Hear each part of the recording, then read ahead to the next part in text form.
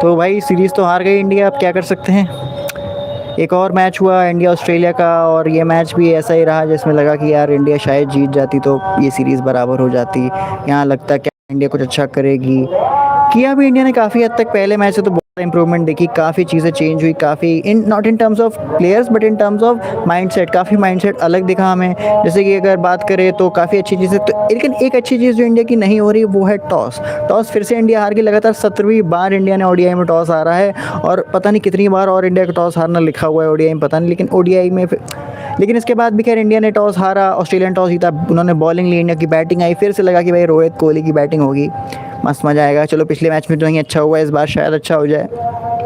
बिल्कुल carbon copy लगी, बिल्कुल कॉपी पेस्ट लगा मुझे, जैसा पिछले मैच में बस उसकी स्टार्टिंग जैसी थी, जैसी स्टार्टिंग पिछले मैच की थी वैसी ही थी। बस थोड़ा सा डिफरेंस ये था कि इस बार रोहित शर्मा नहीं आउट हुए थे, इस बार शुभमन गिल पहले आउट हुए थे। शुभमन गिल का पहला विकेट गिरता है, वो 9 रन पर आउट हो जाते हैं, वो अच्छे लग रहे थे, सेट लग रहे थे।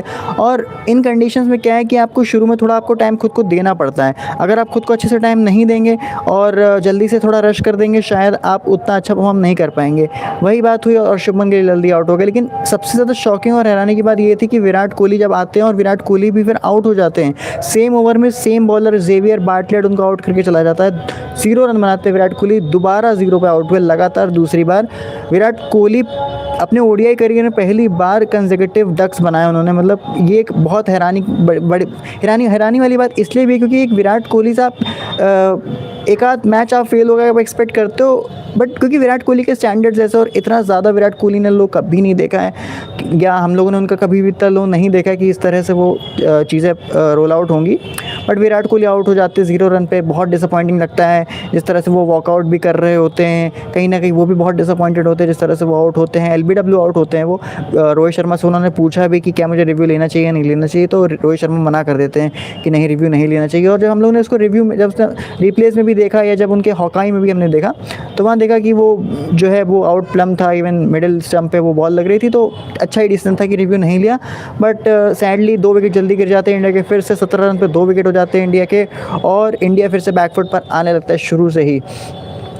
उसके बाद 10 ओवर होता है, 10 ओवर में इंडिया का स्कोर होता है 29 रन। इंडिया का जो 2023 है, तो 22 है, उसके बाद से इंडिया का लोएस्ट से third lowest power play score था ओडीआई में जो इंडिया ने अचीव किया है इस बार। बहुत ही ज़्यादा स्लो खेले, बट शायद उस समय सिचुएशन भी ऐसी थी कि आपको कंडीशंस को समझना इंपॉर्टेंट था, खुद को सेट करना ज़रूरी था, जो कि रोहित शर्मा ने किया। रोहित शर्मा और श्रेयस अय्यर ने जो 2 विकेट गिरने के बाद पार्टनरशिप की, शुरुआत तो उसकी स्लो थी, लेकिन जैसे जैसे वो बिल्डअप हो रही थी, लग रहा था कि अगर ये पार्टनरशिप या इन दोनों में से कोई एक भी बहुत अच्छे से खेलता रहा और लंबे समय तक टिक गया, तो बहुत चांसेस हैं कि इस बार इंडिया अच्छा कर लेगी और बड़ा स्कोर तक पहुंच जाएगी। लेकिन वो चीज़ नहीं हुई। खैर, बट वो पार्टनरशिप बहुत अच्छी थी। इवन रोहित शर्मा ने, हमने देखा रोहित शर्मा ने 1 ओवर में 2 छक्के मारे। रोहित शर्मा धीरे धीरे करके अपने ग्रूव में आ रहे थे, जैसे उन्होंने 50 मारी, उसके बाद उन्होंने 1-2 चौके मारे, तो सबको लगा कि शायद रोहित शर्मा यहाँ से बड़ा स्कोर ही मारेंगे। और इन पिचेस पर आप एक्सपेक्ट भी करते हो, जब आप इतनी सारी बॉल्स कंज्यूम करते हो खुद को सेट करने के लिए, जो शुरुआती चैलेंज होता है, जब आप उसको इनकाउंटर कर लेते हो और उससे आगे बढ़ जाते हो, उसको फेस करने के बाद, तो आपसे उम्मीद की जाती है कि आप लास्ट तक जाओगे, थोड़ा बड़ा खेलोगे, बड़ी पारी खेलोगे, जो कि रोहित शर्मा से हमने नहीं देखा। रोहित शर्मा ने 97 बॉल से 73 रन बनाए, और वो अपने फेवरेट पुल शॉट खेलते हुए ही आउट हुए, जो कि कहीं ना कहीं उस समय अगर वो टिके रहते या कुछ या थोड़ी देर और बैटिंग करते, कि जिस तरह से रोहित शर्मा का स्टाइल है खेलने का, वो बहुत जल्दी ऑपोजिशन के हाथ से वो गेम को छीन करके ले जा सकते हैं, कभी भी कुछ भी कर सकते हैं। मतलब उनका जो इतना एक्सपीरियंस है, वो उन्होंने ऐसे ही मैचेस में उन्होंने अचीव किया कि इस तरह के मैचेस में वो इतना अच्छा खेलते हैं, इस तरह से वो टीम को वहाँ से बचा करके ले जाते हैं, एस्केप करा ले जाते हैं। लेकिन वो चीज़ नहीं हुई, रोहित शर्मा आउट हो जाते हैं। श्रेयस अय्यर दूसरे एंड पर बहुत अच्छा नॉक खेले, तो उन्होंने भी 61 रन बनाए, और लग रहा था कि श्रेयस अय्यर खेल रहा है, क्योंकि श्रेयस अय्यर एक ऐसा प्लेयर है जो कि इसने दिखाया है कि ओडीआई फॉर्मेट में आपको अपने 50s को 100s में कैसे कन्वर्ट करना है, जो कि उन्होंने वर्ल्ड कप में भी किया था, जहाँ उन्होंने शायद 3 सेंचुरीज लगाई थी। बहुत अच्छा परफॉर्म किया उन्होंने, 61 रन बनाए। लेकिन भाई एकदम against the run of play wicket गिर जाती। जब भी लग रहा था कि इंडिया अच्छा कर रही है, चाहे फिर वो रोहित शर्मा की पार्टनरशिप अय्यर के साथ, तब रोहित शर्मा आउट हो गए। देन श्रेयस अय्यर जब अच्छी बैटिंग कर रहे थे, तो लग रहा था कि शायद वो आगे ले जाएंगे, तो श्रेयस अय्यर भी आउट हो गए। फिर अक्षर पटेल खेल रहे होते, अक्षर पटेल ने कितना अच्छा नॉक खेला, उन्होंने 44 रन्स बनाए।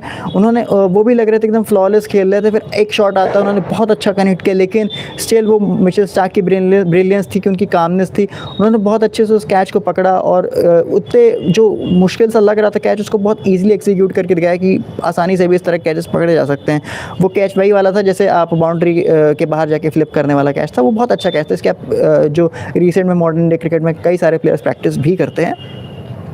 ऑल इन ऑल देखा जाए तो उसके बाद इंडिया के जो लोअर ऑर्डर था उससे कहीं ना कहीं उम्मीद जगाई जब हर्षित राणा ने और अर्शदीप सिंह ने अच्छी बैटिंग। हर्षित राणा से मुझे उम्मीद नहीं थी कि वो इतना, क्योंकि हर्षित राणा के बारे में सुना तो था कि वो बैटिंग कर सकते हैं, लेकिन ये चीज़ नहीं मालूम थी ना, ये चीज़ देखी भी नहीं थी हर्षित राणा की कभी भी कि हर्षित राणा बैटिंग भी कर लेंगे। और उन्होंने करके गए ना, 24 रन बनाए 18 गेंद में। अर्शदीप सिंह ने भी 13 रन बनाए और उनकी पार्टनरशिप थी 37 रन की 9th विकेट के लिए, वो बहुत क्रूशल थी क्योंकि उसने इंडिया को एक बहुत अच्छा रिस्पेक्टेबल टोटल दिया। 264 रन बनाए इंडिया, 265 का टारगेट दिया और उस समय लगा कि शायद इंडिया ने अपने पास मोमेंटम कर लिया, क्योंकि उस समय यही लग रहा था कि 220-230 तक इंडिया पहुंच पाएगी, लेकिन उस पार्टनरशिप की बदौलत इंडिया 260 के ऊपर गई, 265 का टारगेट दिया ऑस्ट्रेलिया को और ऑस्ट्रेलिया का पहला विकेट भी बहुत जल्दी गिरा लिया। तो उन्होंने मिचेल मार्श जो उनके कैप्टन है, डेंजरस प्लेयर है, बहुत अच्छे से उनका विकेट भी ले लिया।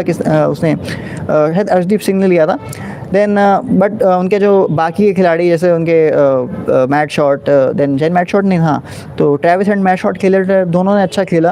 ट्रेविस हेड थोड़ा सा स्लो खेल रहे थे, उन्होंने एक छक्का मारा था लेकिन बहुत स्लो ही खेल रहे थे वो, अपने गेम के खेल के हिसाब से तो काफ़ी स्लो ही खेल रहे थे वो। खैर वो भी खेलते, उन्होंने पावर प्ले में लोग शायद 48 या 49 50 रन ऐसी कुछ उनके बने थे। देन फिर उसके बाद ट्रेविस हेड आउट हो जाते हैं, देन मैट शॉट और मैट रेंशो खेले। भाई उन्होंने तो बहुत अच्छी पार्टनरशिप की क्योंकि उस समय ऑस्ट्रेलिया स्लो खेल रही थी, लेकिन मैट शॉट और मैट रेंशो की पार्टनरशिप जो थी उन्होंने ऑस्ट्रेलिया को ट्रैक पर ला दिया। उसके पहले ऑस्ट्रेलिया का रन रेट चला था 4.86 के आसपास का, लेकिन और रिक्वायर्ड रेट था लगभग 5.8, 5.7, 5.8 ऐसी कुछ था।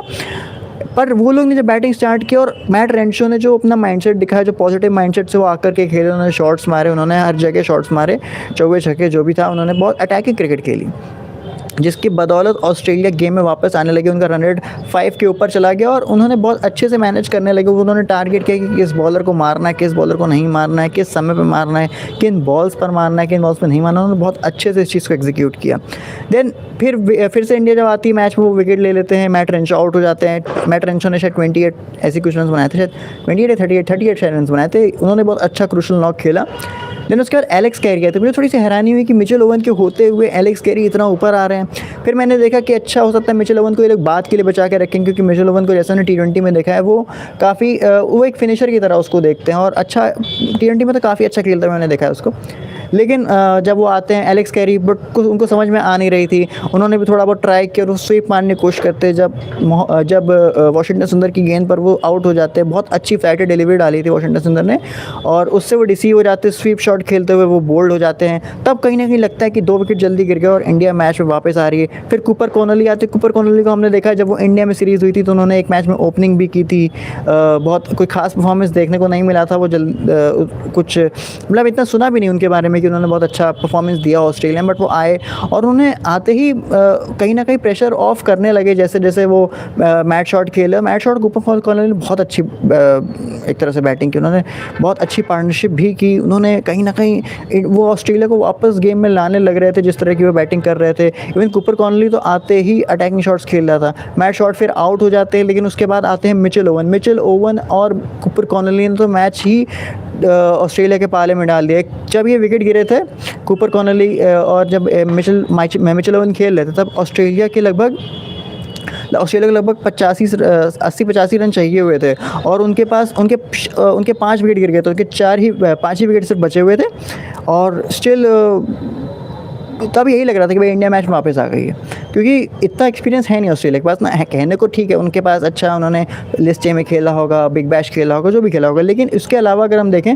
तो इंटरनेशनल मैचेस का इतना एक्सपीरियंस है ही नहीं कूपर कॉनली को और ना ही मिचेल ओवन को। मिचेल ओवन तो T20 से निकल करके वनडे में अभी भी डेब्यू किया उन्होंने। Same for Cooper Connolly as well. लेकिन उन्होंने क्या माइंडसेट दिखाया, आते उन्होंने अग्रेसिव बैटिंग की। वो बिल्कुल भी ऐसा नहीं किया कि वो वेटिंग गेम खेल रहे हो कि भाई स्लो कर दे रहे, नहीं, उन्होंने मारना ही चालू कर दिया। और मिचेल ओवन की तो क्या ही बात करें, उस बंदे ने अकेले अपने दम पे शायद मैच जो है सिंगल हैंडेडली बहुत ज़्यादा ऑस्ट्रेलिया के फेवर में कर दिया। उसने आते ही 2-3 चौके छक्के मारे और कोई भी बॉलर नहीं छोड़ा, इवन किसी भी तरह की लेंथ। तो उन्होंने स्पिनर्स को भी मारा, फास्ट बॉलर्स को भी मारा और बिल्कुल कमाल की ही बैटिंग की उन्होंने तो। खैर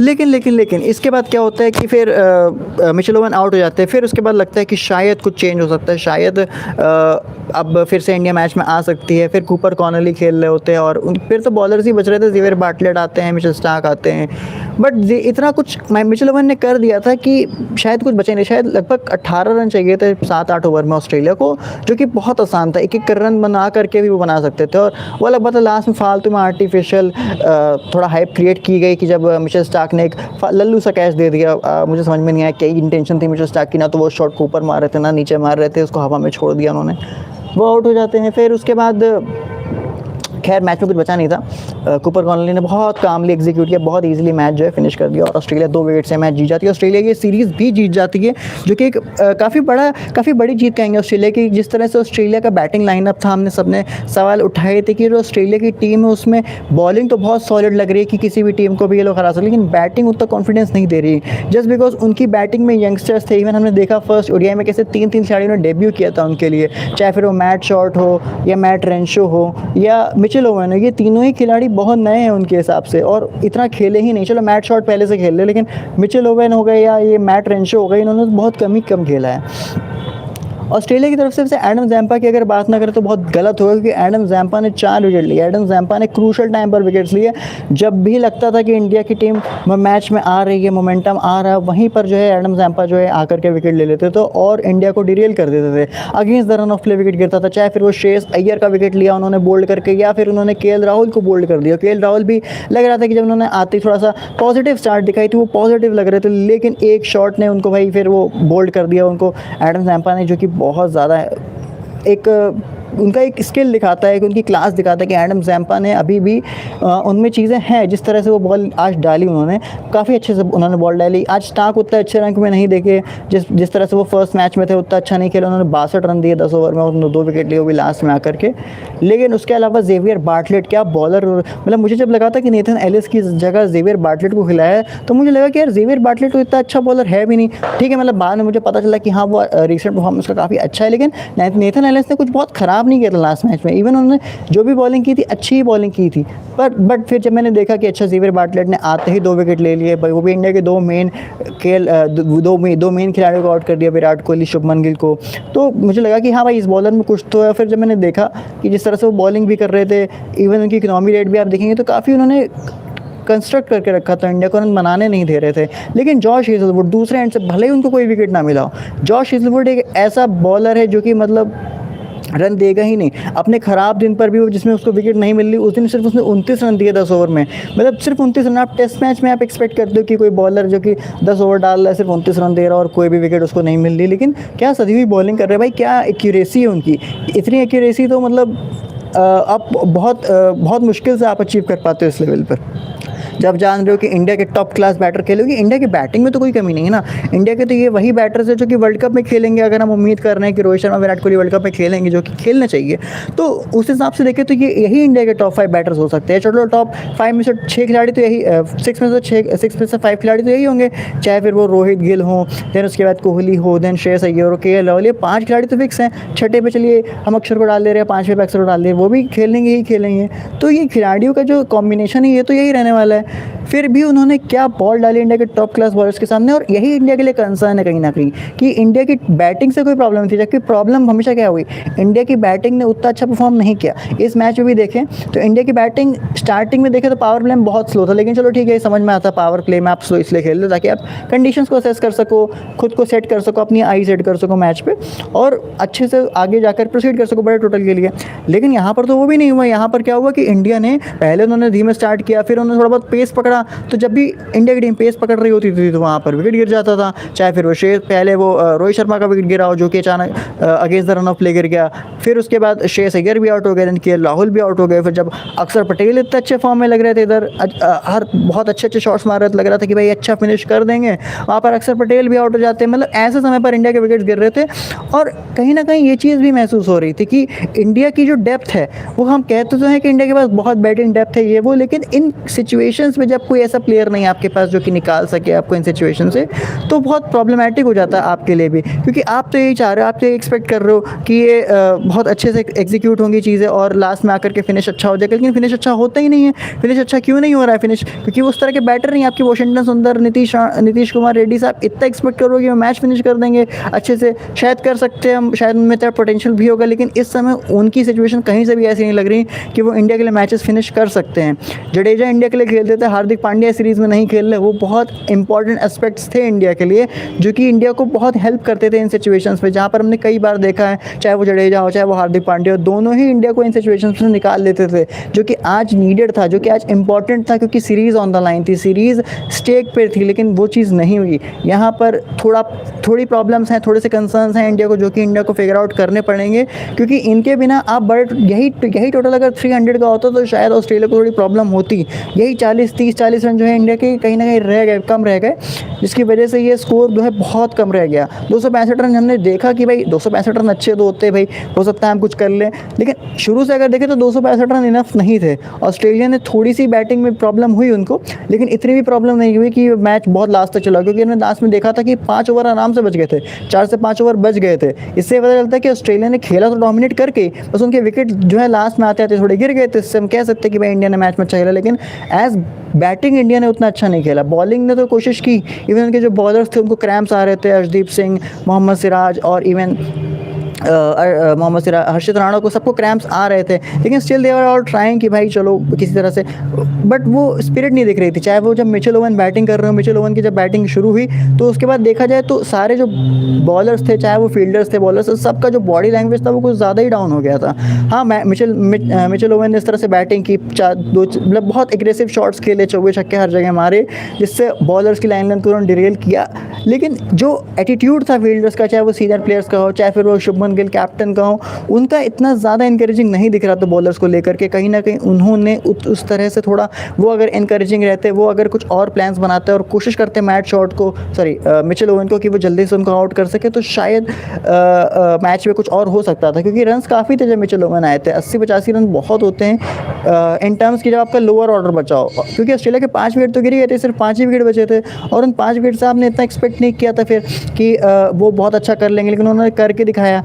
उनके मिचेल ओवन ने अच्छा बैटिंग की, कूपर कॉनली, जो कि मतलब मुझे नहीं लग रहा था कि बिल्कुल भी मुझे उससे उम्मीद नहीं थी, उस बंदे ने आके 61 रन बना दिए, मैच विनिंग पा रही थी उसकी, तो वो लास्ट तक टिका रहा। अगर वो ना टिका होता तो बिल्कुल भी चांस नहीं था ऑस्ट्रेलिया की कि वो जीत जाते। जिस तरह से उनके लास्ट में विकेट गिरे, वो हल्का सा जो आर्टिफिशियल एक्साइटमेंट क्रिएट हुई, इससे उस समय लग रहा था कि अगर ये कूपर कॉनली ना खेल रहा होता तो शायद ऑस्ट्रेलिया जो है ये मैच जो है शायद इसमें फंस जाती और शायद क्या पता हार भी जाती, जो कि काफ़ी ज़्यादा ऑस्ट्रेलिया के लिए डिसअपॉइंटेड होता, और वो एक ऐसा मैच होता जो ऑस्ट्रेलिया के लिए ही हारने के लिए होता, और उस मैच से वो जल्दी शायद उभर भी ना पाते।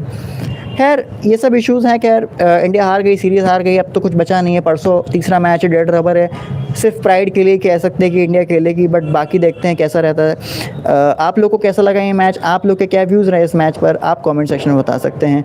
कैसा लगा आपको मैच? Thanks for watching.